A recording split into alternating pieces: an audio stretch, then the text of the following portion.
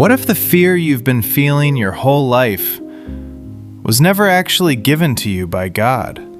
That's a bold statement to open with, John. I know, but stick with me, because today's verse might completely change how you see your own anxiety. It really might. Okay, here's my confession before we even start. I've always assumed fear is just part of being human, like we're wired for it. So how can a verse say God didn't give it to us? That's exactly the tension we're going to unpack today. All right, don't leave me hanging. Let's hear the verse. Here it is, 2 Timothy 1:7. For God hath not given us the spirit of fear, but of power and of love and of a sound mind. Whoa. Power, love, and a sound mind. That's a strong list. It really is. Let's understand where this comes from. Paul wrote this letter to Timothy, a young pastor he mentored like a son in the faith. So this is personal, not just theological. Very personal. Paul was in prison at this point, facing possible execution. And Timothy, still young, still nervous about leadership, was clearly struggling with fear and discouragement. So Paul's basically saying, hey kid, don't shrink back. Exactly. He reminds Timothy of the gift God placed in him. And then he says this, fear isn't from God. Power, love, and a sound mind are. Okay, but here's where I need clarity. Because everybody feels fear. Nervousness before a big decision, worry about the future. Is Paul saying that's sin? No, and that's the common misunderstanding. Paul isn't saying fear as an emotion never happens. He's saying fear isn't the spirit, the identity, the controlling force God intends for us to live under. So there's a difference between feeling fear and living in a spirit of fear. Exactly.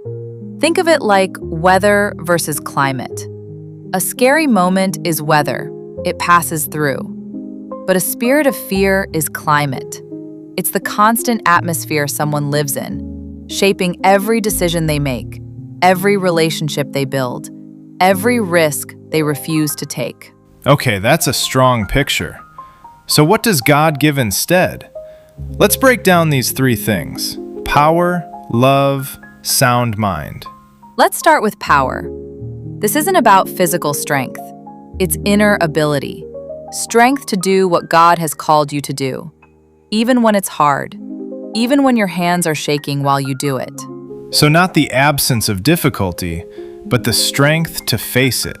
Exactly. Then love. And this one surprises people.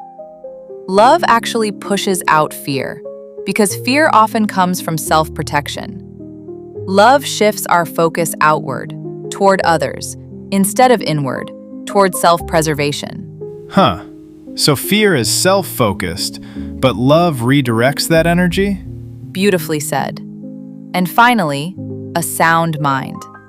This means self-discipline, clarity, the ability to think straight instead of spiraling into worst-case scenarios that haven't even happened yet. Okay, this is where suspense kicks in for me, because most people I know, myself included sometimes, live exactly in that spiral. Worst-case scenario thinking at 3 a.m., staring at the ceiling. You're not alone in that. But here's the encouraging part. Paul isn't saying, stop feeling. He's reminding Timothy of what's already been given to him. It's not something you have to manufacture from nothing. It's already placed inside you, waiting to be used. So it's about remembering, not creating from scratch. Exactly.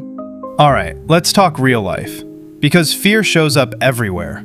Career changes, health scares, relationships, parenting, even scrolling through the news.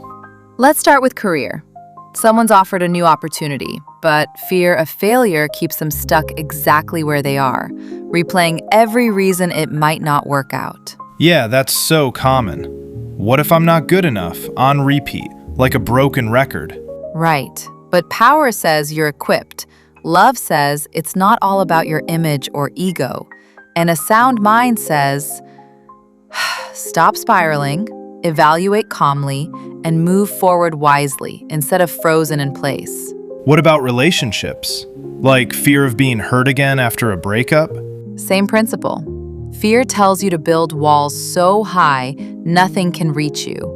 But God's design is strength to open up wisely, love that isn't selfish or overly guarded, and a clear mind that can discern who's actually trustworthy. And health anxiety? That one hits a lot of people hard, especially these days. Absolutely. Fear can spiral into constant worst-case thinking over every little symptom. A sound mind doesn't mean ignoring real concerns. It means responding with wisdom and action instead of panic and paralysis. What about social media? Fear of missing out, comparison anxiety, that constant feeling of falling behind everyone else. Same root. Fear whispers, "You're behind. You're not enough." Love reminds you that your worth isn't measured by likes or followers. And a sound mind helps you step back, put the phone down, and see reality clearly again. What about parents, Rosie? Fear shows up a lot there, too. Fear of failing your kids, fear of the world they're growing up in. Oh, absolutely. That's one of the deepest fears people carry, quietly, every single day. But again, power reminds a parent they're not doing this alone. There's strength given for exactly this calling. Love reminds them that connection matters more than perfection. And a sound mind helps them respond to their children with patience instead of panic. That's really comforting, actually. Because I think a lot of parents secretly feel like they're failing, even when they're doing far better than they realize. And fear whispers that lie constantly. But this verse pushes back against exactly that kind of whisper. One more. What about decision-making in general? Big life decisions, moving cities, changing paths entirely. Same three anchors apply. Power says you can handle whatever comes from the decision. Love says think beyond just your own comfort. Who else does this affect?